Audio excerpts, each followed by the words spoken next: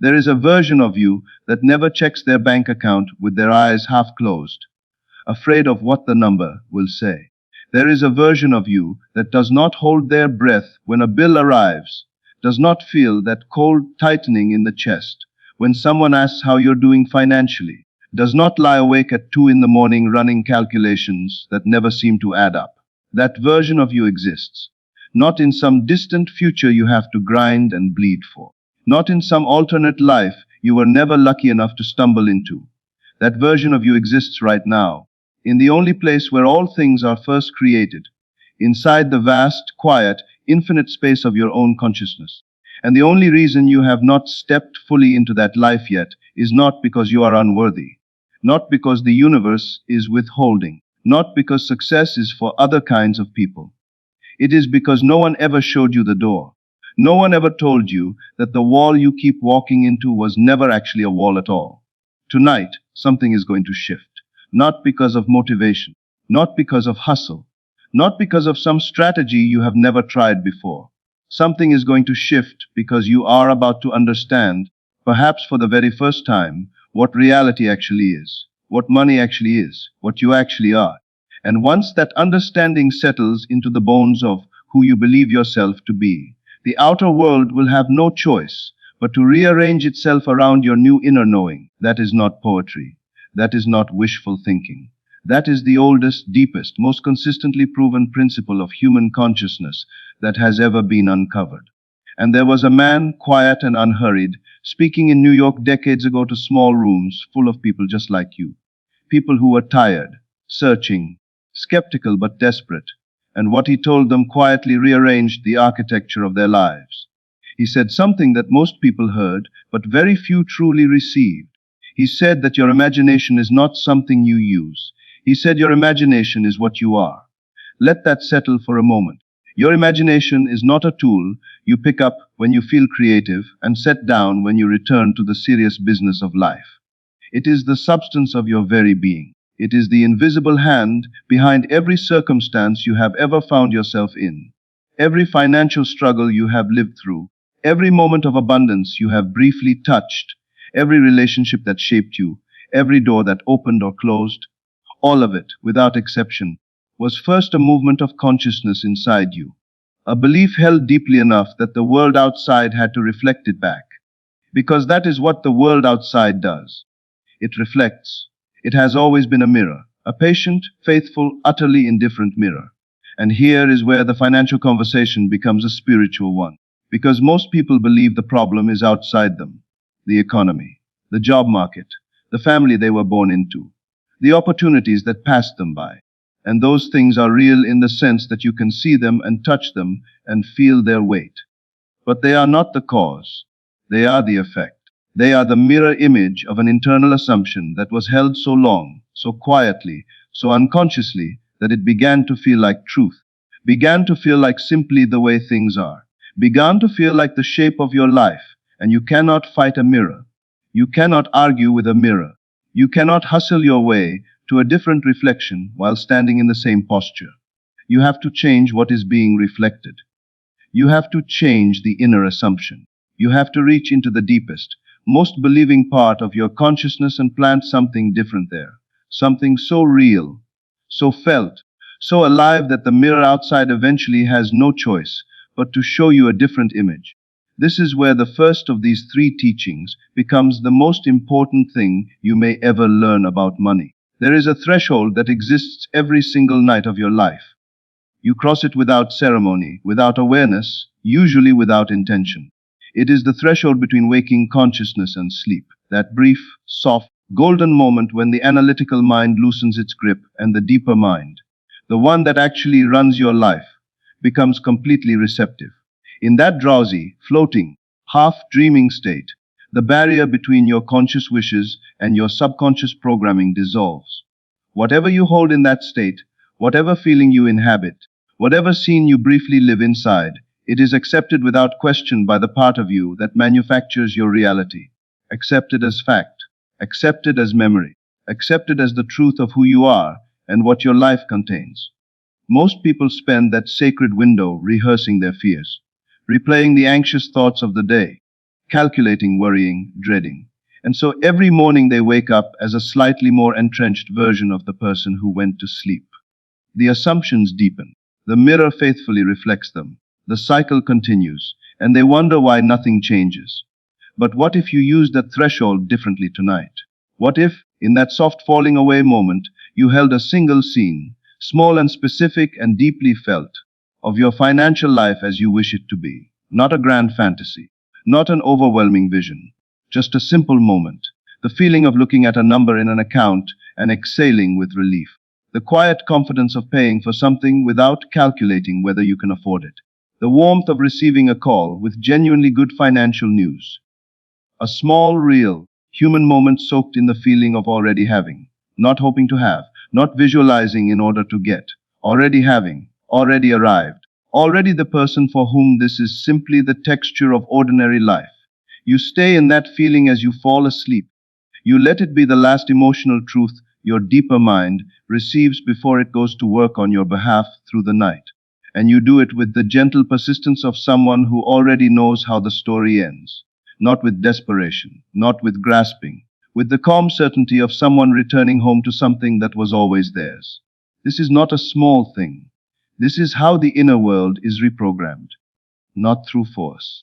Not through affirmations repeated mechanically in front of a bathroom mirror, but through deeply felt experience in the state where your subconscious is most open, most trusting, most ready to accept a new story as the truth of your life. And yet there is something that so many seekers forget. They carry the new assumption into the drowsy threshold, and then they wake up in the morning and immediately reach for the old identity like a familiar coat. They walk back into the financial worry. They check the account with dread. They speak about money in the language of lack, because that is the language they have always spoken. And old languages feel more fluent, more honest, more real than the new ones still learning to form words in the mouth. And so the inner work does not take root, because it is immediately contradicted by the waking life they keep choosing. This is where the second teaching becomes essential, and it is perhaps the most quietly powerful of all. Every moment of financial disappointment you have ever experienced, every time you were told no, every time the numbers fell short, every time you felt the shame of not being where you thought you should be. Those experiences are not sealed in the past. They are alive in you right now as emotional memories, as the invisible data points your consciousness uses to calculate what is possible, what is expected, what you deserve, what your financial story is. They are the unconscious architects of the assumption you carry. And that assumption is what the mirror reflects. But here is the hidden truth about time and consciousness. The past is not fixed in the way the logical mind insists it is. The past exists only as your current memory of it, only as the meaning you are currently giving it. And meaning is not stone. Meaning is water. It can be changed. It can be redirected. It can be given an entirely different shape. There is a practice of returning in imagination to a moment of financial pain, a specific, real, felt moment from your own history, and rewriting it from the inside, not denying that it happened in the conventional sense, but revising what it meant, revising how it ended, entering that memory with the consciousness you have now, and allowing a different scene to play out. One where the money came, where the call was good news, where you were held rather than abandoned by life's financial circumstances. You feel it. You walk through it in your inner senses. You let the emotional truth of that revised scene become the version your subconscious stores. When you do this with genuine feeling, something remarkable begins to happen in the present. Because your subconscious does not experience time the way your intellect does. It does not stamp memories with dates and file them as permanently over. It experiences them as living, present emotional realities that are constantly shaping your current assumptions about what is possible. When you revise a painful financial memory, you are not engaging in fantasy. You are performing surgery on the root system of your current reality. You are removing the unconscious belief that money always falls short at the critical moment, that your best efforts are never quite enough, that you are somehow marked by life for financial struggle. You are replacing that root with something new, and roots determine what the tree grows. Do this consistently. Return not once but many times to the memories that carry the most emotional charge around money. the ones that hurt to think about, the ones that quietly taught you what to expect from life. Revise them gently, lovingly, specifically. Give them the endings they deserved.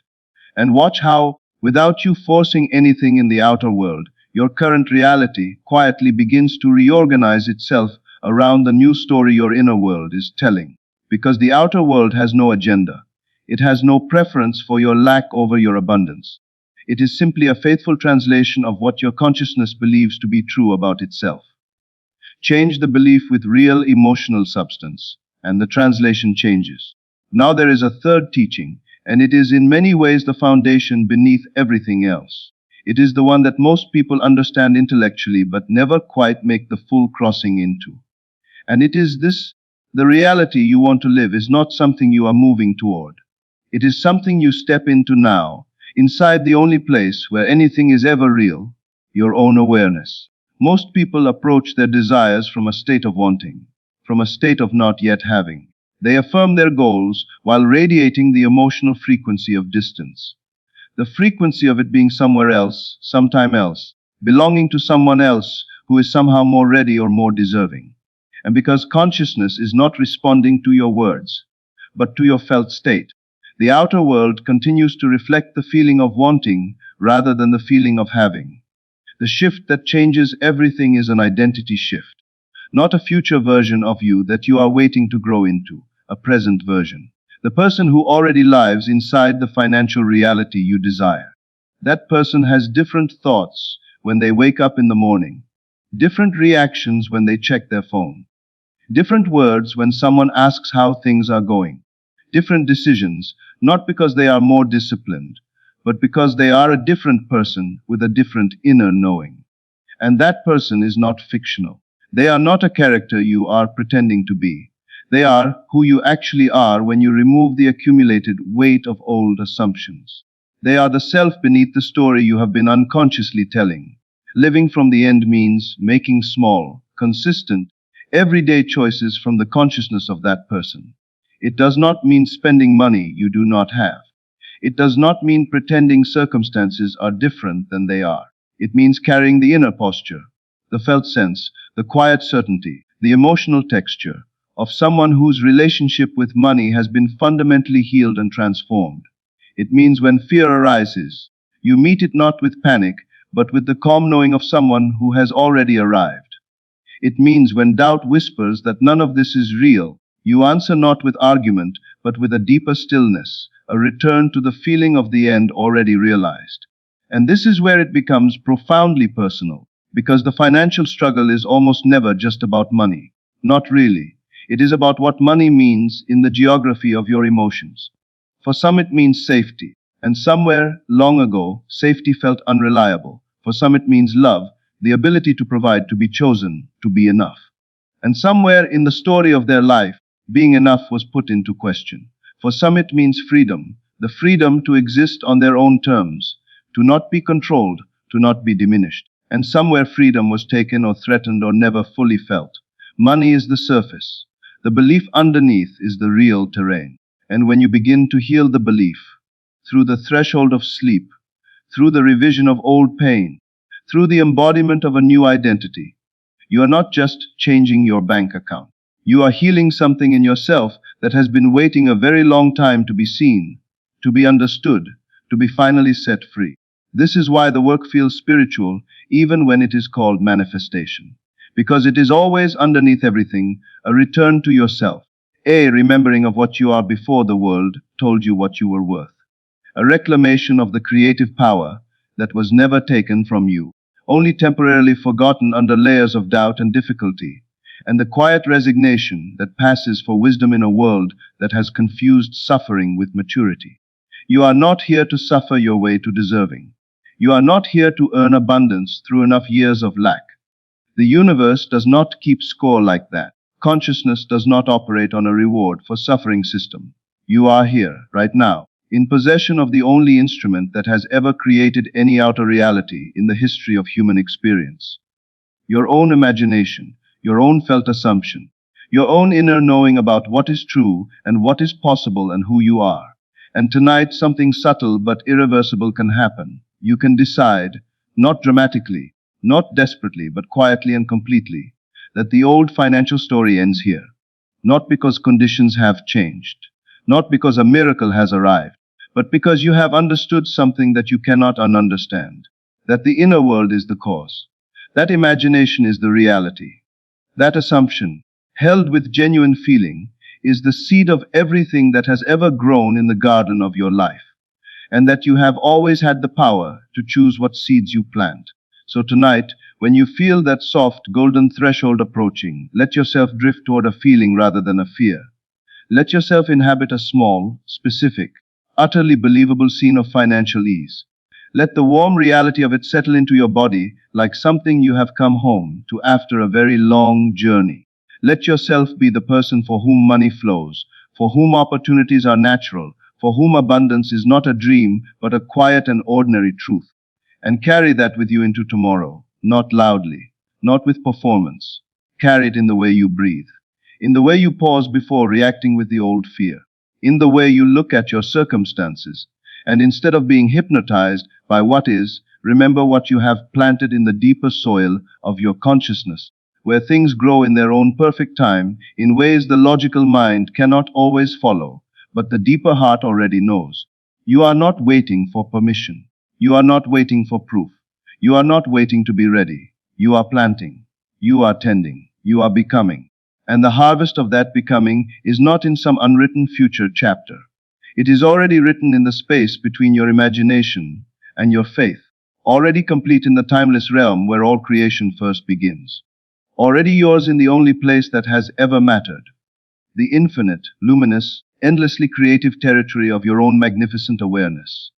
Rest now in that knowing. Let it hold you. Let it be the last true thing you feel tonight. Because tomorrow, the mirror will have already begun to change.